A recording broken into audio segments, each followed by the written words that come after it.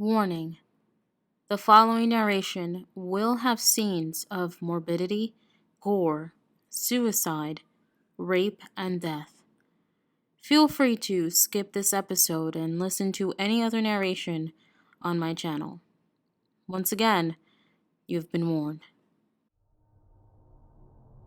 There was nothing strange about Amber. She wasn't too tall or too short. She was of average height and weight. She wasn't ugly, but she wasn't pretty either. And her grades, although passing, were never top marks. She lived in an average house, with an average family, in an average town. Her father worked an average job in insurance, and her mother sold Avon to other average housewives. They drove an average Toyota and listened to average music. Everything about her childhood had been bland, stable, and entirely average. That was why Amber strove so hard to be different.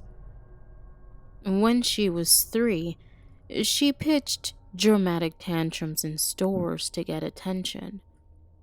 When she was 5, she delighted in wandering away from her parents so she could hide and watch them panic.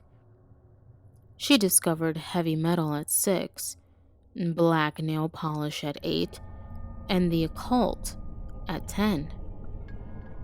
She first dyed her mouse brown hair jet black at the tender age of 11. By 13, she had gotten several ear piercings, and by 14, she also had a nose, a tongue, and belly button ring. By use of a fake ID, she got her first tattoo, a skull reclining on a red rose, when she was 15. Morbidity fascinated her. She ritualistically wore black clothes and black makeup, with the exception of her penchant for dark red lipstick, and stared down anyone who dared to shoot her a dirty look. Amber's straight-laced parents were mortified by her appearance, as were most of their very clean-cut neighbors, yet they were even more horrified by her attitude and behavior. They could not understand why she was so interested in misfortune, and they urged her to be thankful for her good health and stable life. Such suggestions enraged her. Throughout her teens, she drank, she smoked, she skipped school, and she stayed out late. Sometimes she even ran away. On 3 separate occasions, the local police had brought her home after finding her passed out on a park bench, or fighting at the mall, or hanging out with her other cut-ups. Worst of all, she liked the wrong kind of boys.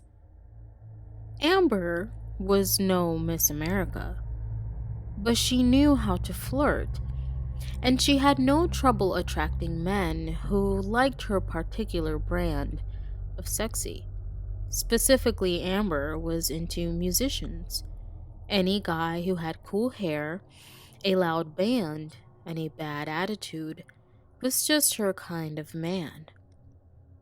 In her mid-teens, she had switched boyfriends frequently, quickly tiring of each one, bored by their inability to provide the kind of exceptional and exciting lifestyle that she so craved.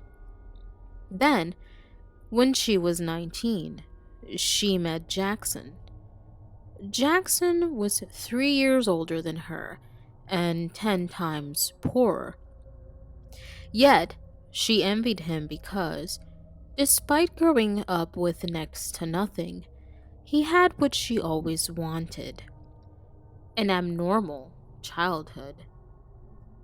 Jackson had been raised on the carnival circuit and had traveled from place to place with no formal schooling and little respect for authority. She had met him at a rock concert when his fledgling band, known as Bloody Scum, was opening for an equally eloquently named group, the Spitspewers.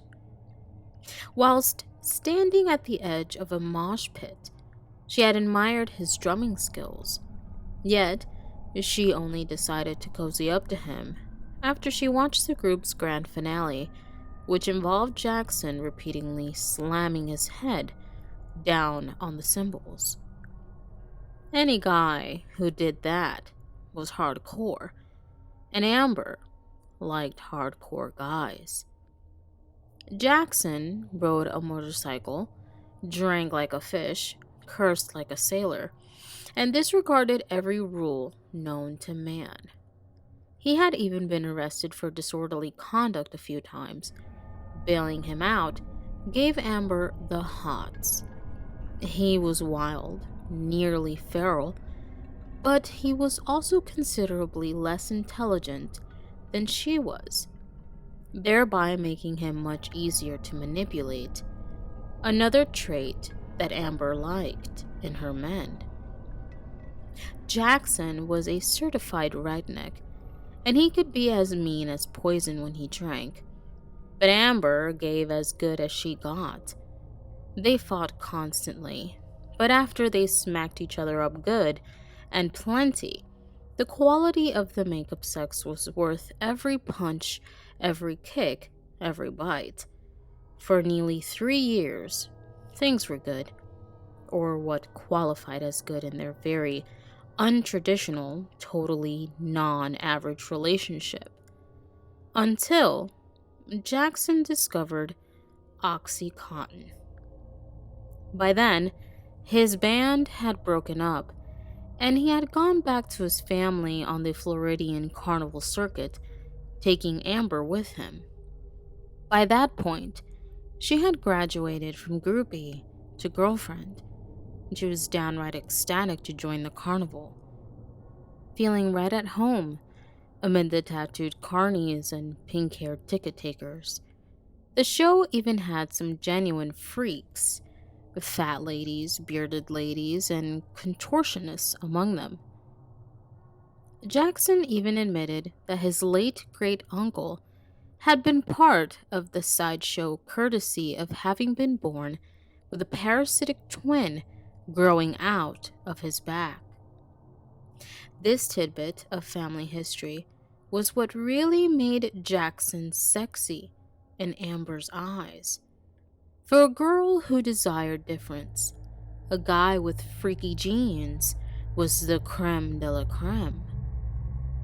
Although Jackson's family was less than impressed by Amber, they begrudgingly came to accept her, in part because she could curse better than any of them, which is a highly esteemed skill in their circle.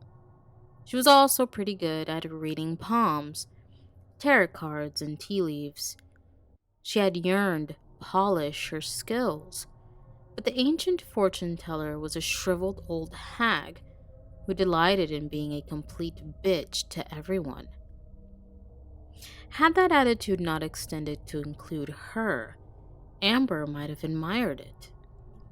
Despite such early tensions, Amber was starting to settle in, really get with the groove of the nomadic lifestyle, when Jackson had started popping pills. It began insidiously. He was depressed by the failure of his band, and on the road, the cure for depression was often found at the bottom of a pill bottle, in Jackson's case. He went through periods of agitation, followed by days when he was completely lethargic. Their fights increased. His family blamed her, and after the police were called in to break up one particularly bad row, Amber packed up her things and moved back up north. By then, she was 22 and hadn't spoken to her parents in over 4 years. Instead, she crashed in a small apartment with her friend Laura and didn't even bother to tell her family that she was living less than an hour away from them. Her stomach was already wrenched enough due to stress and tension. That was when things got weird. I want to see if they have any more rodent skulls. That sentence instigated the trip to Vera's vintage. Amber had been playing roommate to Laura for barely a week, and she was already in the mood to redecorate. Laura's apartment was small and cramped, but it didn't need to be anywhere near as bare as it was. Laura worked nights stripping under the moniker Lithium, and she slept in every day, leaving her with little desire to make an effort to search for home goods. Amber, unemployed and insanely bored, was desperate to add some flair to her surroundings, and Vera's vintage was the ideal location, since it carried some seriously strange, even sinister items. "Go yourself, you weirdo bitch," Lara half whined, half yawned, making no gesture to rise from her nest of bedsheets. "Look who's talking, you trashy hoe," Amber retorted, and leaned down to flick Lara's nose. Abusive bantering was part of their bond. It seemed strange, but both women liked strange things. "Seriously, it's almost 4 p.m. It's open until 5. If you get your ass up now, we can make it, and maybe I won't go insane and slaughter us both." Laura buried her face deeper into the pillows, but she was noticeably more awake than she had been a minute earlier. "I've been working all night." Amber had briefly considered joining Laura as a stripper using the moniker Morphine, but she was too flat-chested for it and deathly scared of medical procedures, doctors, and anything even remotely related to hospitals, so plastic surgery was out of the question. "Please?" "Maybe. I'll think about it. Just get out of my room if you want me to get dressed." "Oh, like I haven't seen tits and ass before." "Lesbian. Prude." They both started giggling, and that sealed the deal. They were going to go to the store. It was pretty remarkable that they got along so well, especially since Amber liked so few people. She had been called cold and callous, attention-seeking and argumentative, a user. Jackson's aunt had even suggested that she was a sociopath, which Amber regarded as a compliment, even though she was fairly certain that it had been meant as an insult. Part of the reason that Amber and Laura got along so well was that they were practically duplicates. Two goth chicks in their early 20s who hated normalcy, loved rough boys and horror movies, and were fascinated by all things dark and weird. They had met when they were 18 and working at an alternative bookstore. They bonded over volumes on the occult and freak show history.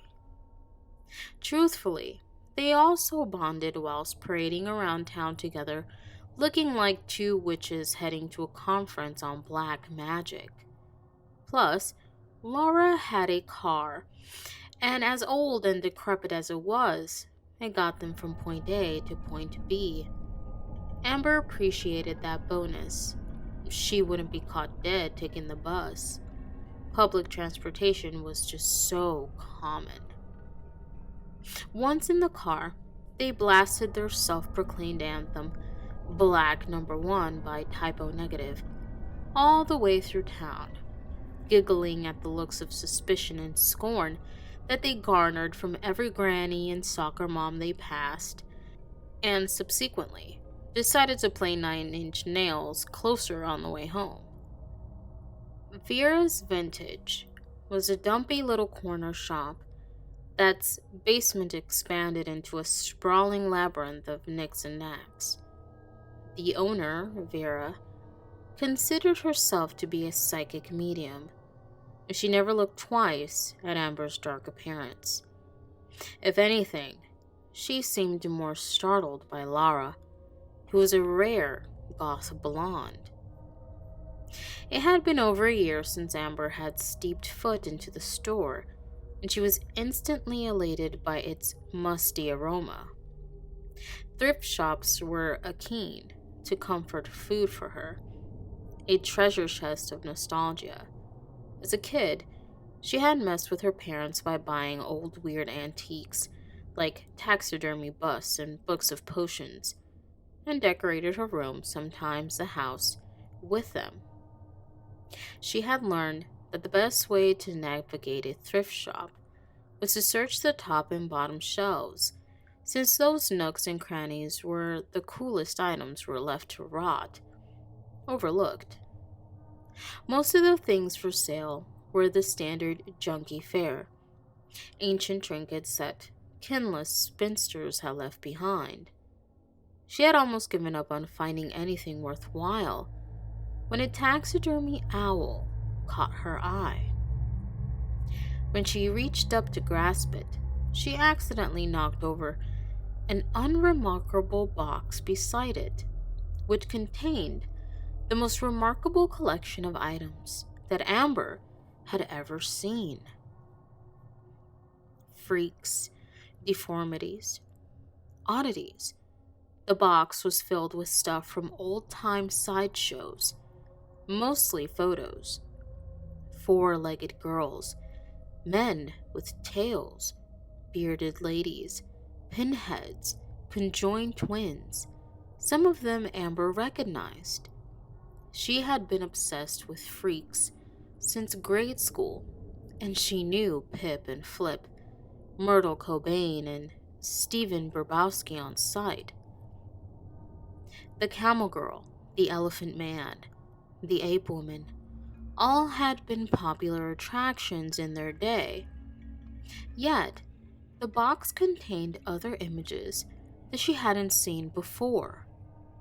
A two-faced man, a boy with an eye embedded in his forehead, a woman with horns sprouting from her neck.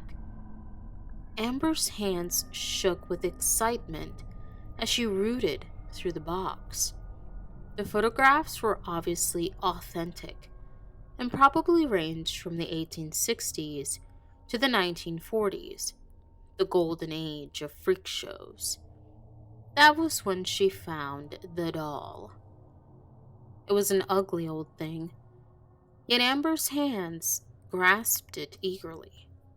It was made of a material as coarse as burlap, and while it was probably originally white, it was now frayed and dirty. Oddly, its stringy black hair was surprisingly smooth, probably horse, or maybe human. Tattered and featureless, the doll would have been completely unremarkable if it not for the strange lump on its side. Unlike lumps caused by misshaping stuffing, this one was stitched onto the doll intentionally as if a tumor was growing from within it. Someone did this on purpose, Amber thought.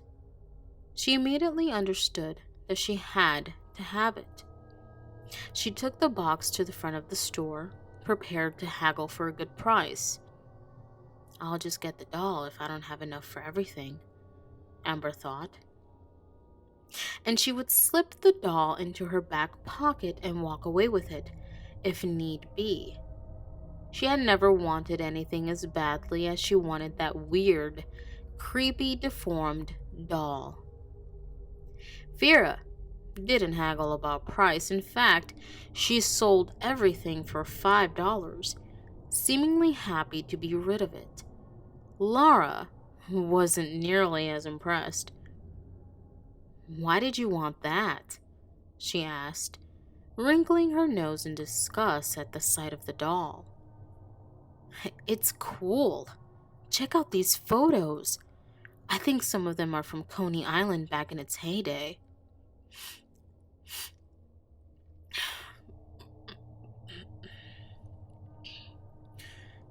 Seriously?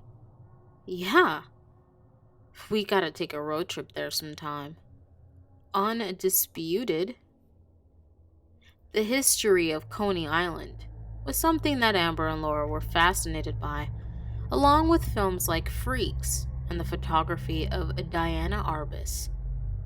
Amber eagerly leafed through every image, hoping that one would be such a snapshot, but none of the photos looked like the work of Diane Arbus.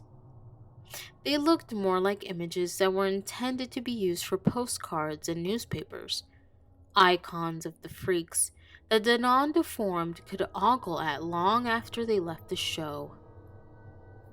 One particular photo commanded Amber's attention. It depicted a little girl of 9 or so, staring sadly into the camera. She was naked from the waist up and had a huge lump on her side. A lump that had visible arms and legs, shriveled and half-formed, but arms and legs nonetheless. Amber turned the coarse yellowed paper over. Opal and Pearl was scripted on the back in browning aged ink. They're parasitic twins. Amber squealed gleefully. Isn't that awesome? Laura glanced at the photo and squirmed. Gross. Parasitic twins are my favorite kind of freaks, Amber continued, ignoring Laura's reaction. I bet this was their doll. You think some store sold dolls like that? Laura exclaimed, unable to veil her shock. Amber rolled her eyes. No, dummy. This is obviously homemade. Someone stitched this doll to make it look like that girl. Someone must have really loved her to do that, Laura replied, with an honorable edge in her tone. Laura had a horrible relationship with her parents, and she resented anyone who had been even remotely cared for as a child, including the deformed little freak in the photo who had undoubtedly died decades earlier. When they got home, Amber leaned the doll against the lamp on her nightstand and reached for an aspirin. She was starting to feel queasy again. I hope this isn't the flu, she thought. Without insurance, antibiotics would cost a fortune.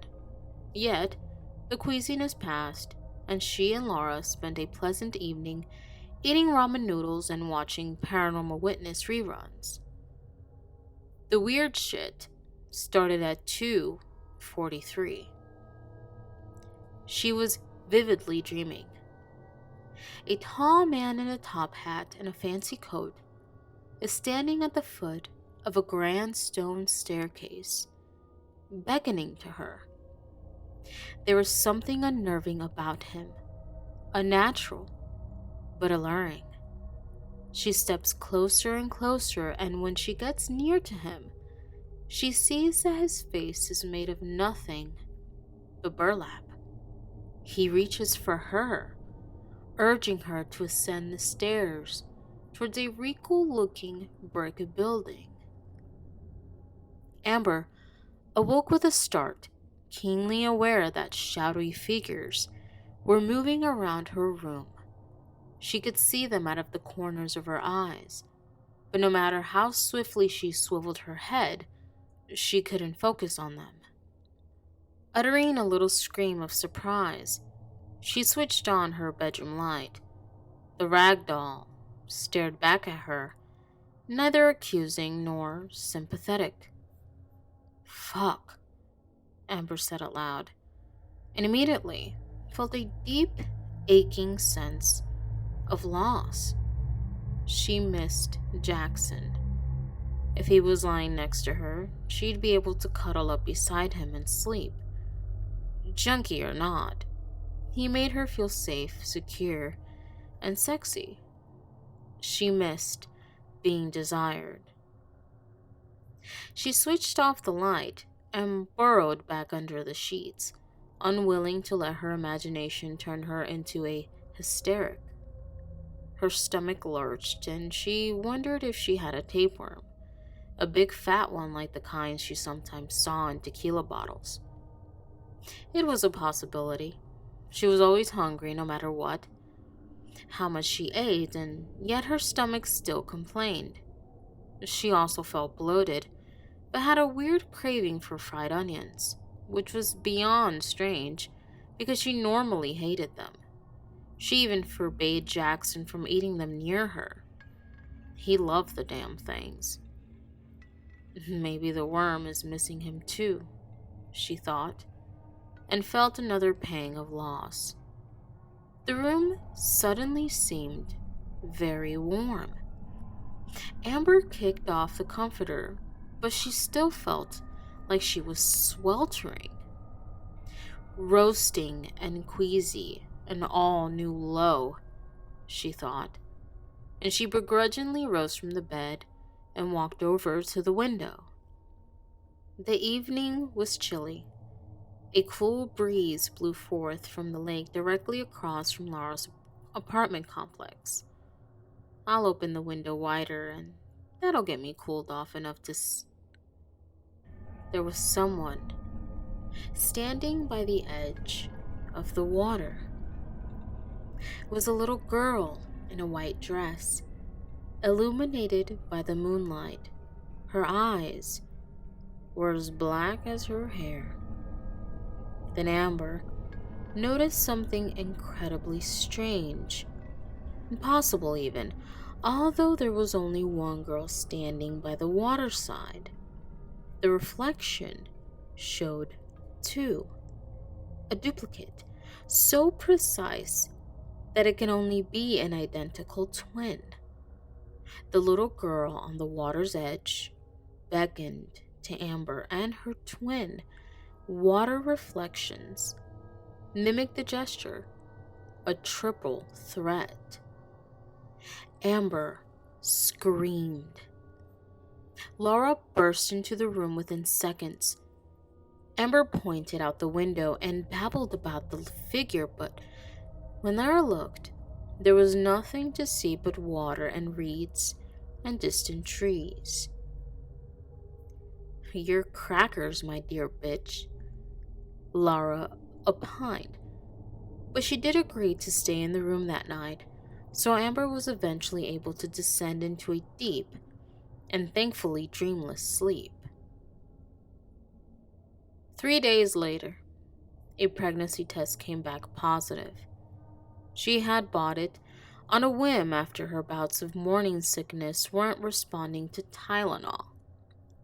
She hadn't believed it at first, but when 3 others came back likewise, she begrudgingly accepted the situation. She was likely 1 month pregnant. The dates worked out, although she was surprised that Jackson still had such virility given his newfound pill habit. Laura saw immediate opportunities given the circumstances. "You can totally get him on child support," she said. "Unless he ODs and dies first," Amber muttered, staring miserably down at the hateful blue line. "So, then his family will pay. Carny freaks or not, they make steady money running the circuit, right?" "True," Amber agreed. "You know, for someone who's never been knocked up, you've got this whole baby daddy thing well thought out." Laura shrugged. "I know a lot of girls who make good money from having kids. You'll be able to get welfare way easier now, and you can feel free to stay with me. That money will come in handy." "I can stay here. Good." That was comforting, The last thing Amber wanted to do was admit to her parents that they had a grandkid. They would almost certainly try to remove it from her care, and that would be the end of any money to be had. It was a fucked up situation, but if she could make pay out from it, she wasn't one to complain. People like her took what they could get. After a few moments of silence, Laura asked, "Do you think it's a boy or a girl?" Amber shrugged. "It doesn't matter." "You should get a sonogram." "No!" Amber practically shouted, glaring icily at her best friend. "No doctors. You know I can't stand hospitals. Those places are just fancy slaughterhouses. All pregnant women see doctors. You can even get free care. I don't need it. I'm not going to a hospital. If I can pop this kid out right here, I swear I will." "No way," Laura replied, horrified. "Do you have any idea how disgusting that would be? Birth is akin to pure gore." "Anything's better than hospitals. Besides, women gave birth at home for centuries before there was medicine, and the human race survived. Plus, the women in my family always have easy births and healthy kids. It'll be fine." "And if it's not?" "If I start bleeding to death during a breached birth in the bathtub, you have my permission to call 911. "Thanks for that lovely image, Mommy." The weeks went on. As Amber's stomach grew, the dreams intensified. In them, she was always in a crowded place. Sometimes it was a big building, and other times it was a tattered tent, but there were always people catcalling and screaming. Some were well dressed, and others looked like bums, but they were from a long time ago. Their clothes and hairstyles conveyed an era long past. The dreams came every night and showed Amber more and more. A tall man in a top hat and tails, a collar, always stood outside enticing people, the rubes, to come in. And those very crowds were always amused, but also shocked, even horrified, as they pointed and stared at a stage.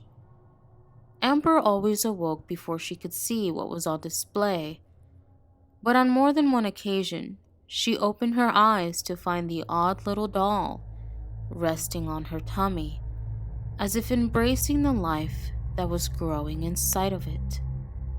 In the 6th month of her pregnancy, Amber's dream finally allowed her to see that a little girl was being exhibited on the stage. A little girl who had a much tinier half-formed body, 2 arms, a torso, and 2 legs hanging from her side. Her clothes had even been tailor-made to fit her odd anatomy. Amber instantly recognized her as the little girl from the photo in the thrift store box, the doll's original owner. As soon as Amber looked upon her, the girl stared back. Her gaze was fiery and unforgiving. Seemingly oblivious to the rest of the crowd, she pointed at Amber's belly with all 4 of her arms and sang the word, "Mommy." Amber woke, sweating profusely. Pain seared her belly, and she rolled onto her side. As she did, she uttered a scream of surprise. The little rag doll was twirling around on the bedroom floor, dancing as if in a ballet. Amber blinked hard and then saw that the doll was simply lying on the floor, somehow staring at her in spite of lack of its eyes. Despite the unsettling dreams and odd waking moments, Amber continued onwards with her regular routine. She continued to crave fried onions and jam out to bands like Kitty, Rob Zombie, and Soil. She also continued to smoke and drink, figuring a kid with fetal alcohol syndrome could get her disability benefits. "You better be careful," Laura warned.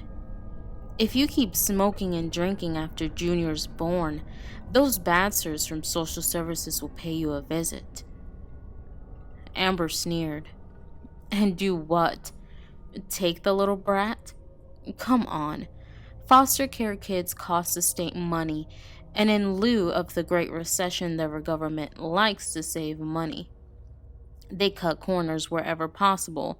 Letting some white trash rugrat fall under the radar is the norm.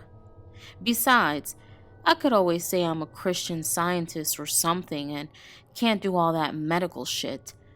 At least I'll be a cool mom, which is more than I can say for my folks." "When are you gonna tell Jackson?" "Soon." Truthfully, she had decided to tell Jackson about the baby after it was born, provided that Jackson was still in the land of the living. The dreams kept on, frequently following her into her waking moments. Sometimes she'd open her eyes to see the doll coming towards her, life-sized, as if in the form of a grown woman, reaching towards her, groping at her. Other times, it was a girl with a misshapen body who she awoke to, standing at the foot of the bed, sometimes weeping, sometimes glaring. It was unnerving, but the apparitions always vanished within a few seconds. Amber supposed that she might be losing her mind, but being crazy was better than being boring, so she tolerated her circumstances. One day, when Amber was 8 months pregnant, she awoke to the sound of Laura screaming. Amber wheeled her cumbersome body up and lumbered into the living room to find Laura shaking badly and pointing at the change dish. "Why did you put that there?" she shrieked. The little doll was sitting in the dish with coins stacked up all around it. Amber hadn't put it out there, nor had she any idea how it had gotten there. She suspected that the doll had a mind of its own. Possession, either demonic or ghostly, was the ultimate in interesting, and thereby piqued Amber's curiosity. She decided to uncover the origins of the doll, beginning with the history of Opal, the deformed child who she believed it had initially belonged to. Opal's life did not have abundant records like those of many other freaks, but diligent Googling eventually revealed the whole strange, sad story. Opal Pearson was born on February 9th, 1908, in Pennsylvania to impoverished farmers Gemma and Tobias Pearson. Gemma was widely regarded as being an oddball around her village, so no one was overly surprised when Opal emerged from her womb entwined with a malformed twin, Pearl. Some people believe that Gemma was rumored to have dabbled in witchcraft, had cast a spell over her womb, willing her child to be born malformed. Certainly, Gemma instantly saw a means of making money out of her baby's physical misfortune and quickly started exhibiting her deformed children off to her neighbors for a penny a peek, or food or fabric, whatever they had to give. Tobias was horrified by his wife's behavior, but was seemingly powerless to stop it. He fell into a deep depression and died 9 months after the birth of his firstborns, although rumors were whispered that he had been poisoned. Gemma reportedly kept great quantities of arsenic around their shabby home, allegedly to deal with an ongoing rat problem. After Tobias's death, Gemma started showing her odd little children off to circuses and even museums. Amber recognized the large stone building from her dreams as the Smithsonian. Throughout the duration of her childhood, Opal and Pearl were tooted around the country, being mocked by crowds or laughed at or feared. Gemma, raking in the cash, didn't seem moved by her daughter's unhappiness. Aside from Taylor making the misshapen little doll for her, Gemma showed little love for the being which she had birthed. When Opal was 15, she was touring around with Siegfried Circus, a second-rated sideshow that just so happened to be the home of Merv Gilman, more commonly known as Ratman. Merv was famous for having a tail, and although he was 23 years older than Opal, Gemma immediately seized upon the ultimate publicity stunt. She arranged to have Opal marry Merv in a grand hoopla ceremony that was open to the public for a fee. In fact, over the course of a year, Opal and Merv got married in several different states with new guests at every show. Opal and Merv were wed only 14 months before her death. According to the records, her demise was the result of accidental drowning. After Opal's untimely departure, Merv continued touring with the troupe, but Gemma was quickly cut out of the show business lifestyle. She lived another 15 years, desperately trying to hang on to the carny way of life, even by performing meager duties, such as selling tickets and making popcorn before succumbing to alcoholism. She died whilst living in a flophouse, destitute, likely with nothing but the doll and some pictures left to hold on to. Knowing Opal's history made Amber feel closer to her memory, and also envious. She had lived a life of exception, a life devoid of normalcy and filled with excitement, just the kind of life Amber had always wanted. The final dream was the most vivid. Amber had gone to bed, tired, sore, and swollen. She was, by her own reckoning, approximately 3 days past her due date. She had lain down, sure that sleep would be fleeting, but instead fell into a remarkably deep slumber. The dream started like all the others. It was the 1920s and she was at the freak show, except this time, she was on stage. People were pointing at her, staring at her, screaming and laughing and ogling. She was the freak. This is what it felt like, and surprisingly, it didn't feel good. Suddenly, the scene jumped to a tiny bedroom. Amber, or Opal as she seemed to be, was sitting on a bed. A tall, raven-haired woman, Gemma, handed her a glass. "Drink this. It'll help you relax." The dream skipped again, and suddenly she was lying flat, naked and unable to budge, as an older man, Merv, moved atop her, sweating and panting and thrusting, raping her. Opal tried to scream, to beg him to stop. Their marriage was a sham. She was too young, and the pain, the searing, unbearable pain. Yet, she couldn't move. Her mother had drugged her, seemingly the driving force behind this consent, less consummation of the marriage of the freaks. The dream skipped again. Now Opal was standing on the ledge of a tall stone bridge. It was nightfall, and she could both hear the water below and see it reflected in the moonlight. She had snuck out of her sleeping quarters and was dressed in her fine white nightgown, the one she had gotten in New York. Her hands caressed her belly, which was hard and firm, swelling in a rounded way that could only indicate the early stages of pregnancy. Her mother was pleased about the child. It was her will for Opal and Pearl and Merv to welcome a baby into the world.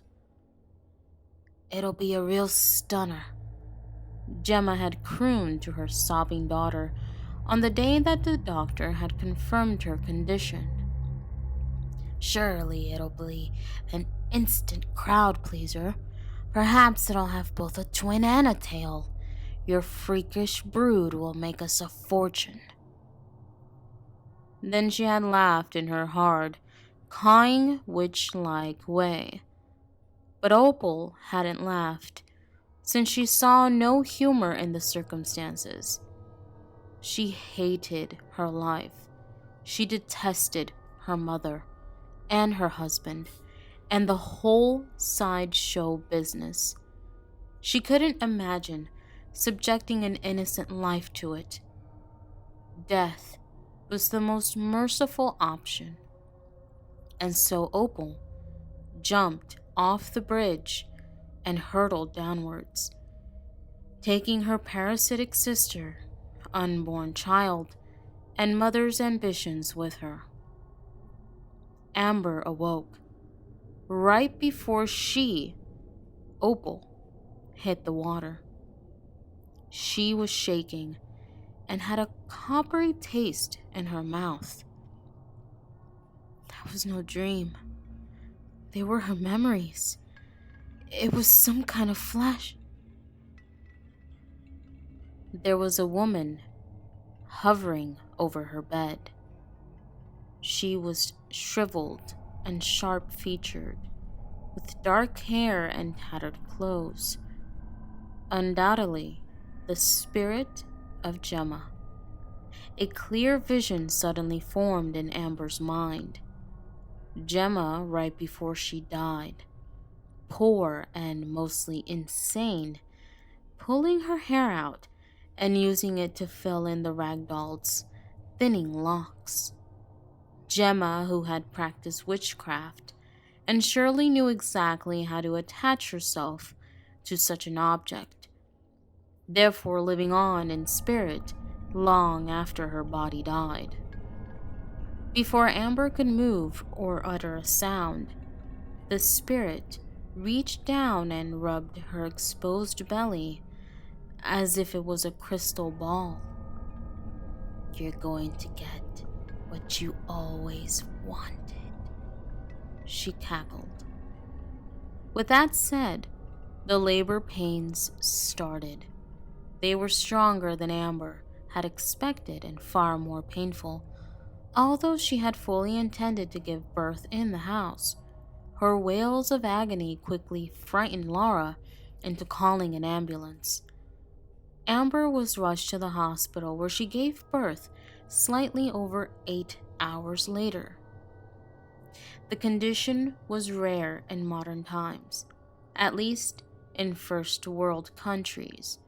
The doctor said that Amber's daughters, was the first parasitic twin they had ever seen outside of a medical book.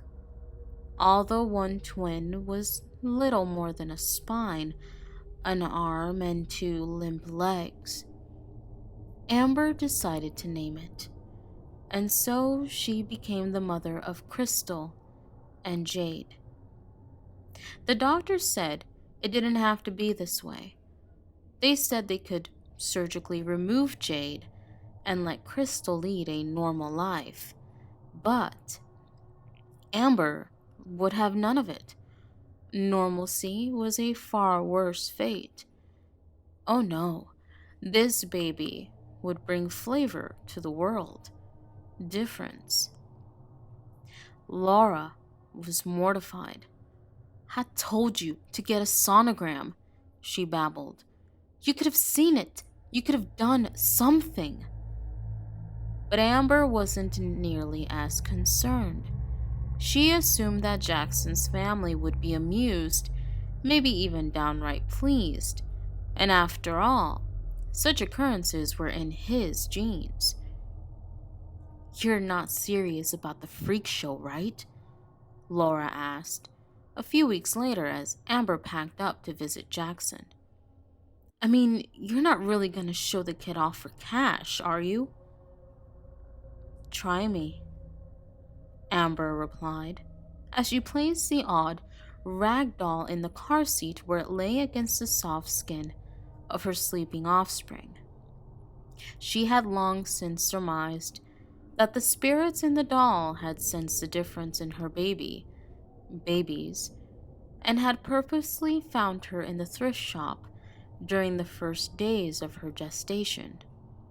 She had also surmised that she and the late Gemma Pearson had much in common, and so Amber packed her children, into the car and headed back towards the carnival circuit.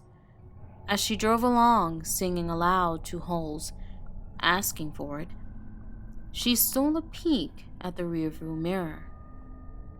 Gemma's spirit was hovering over the tiny freak, smiling wickedly and making the odd rag doll dance in midair. The babies laughed, and Amber smiled. Her life would never be normal again.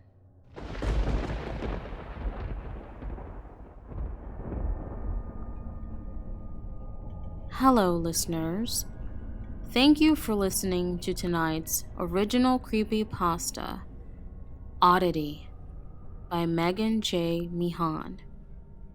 Be sure to show this awesome author some support and visit her YouTube channel. A link will be included down in the description.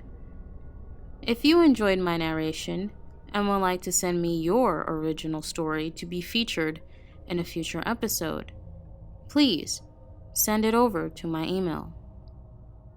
Do not forget to subscribe and click the notification bell to keep up with future content. Thanks again for listening, and as always, I am your host, Marie Lives the Horror.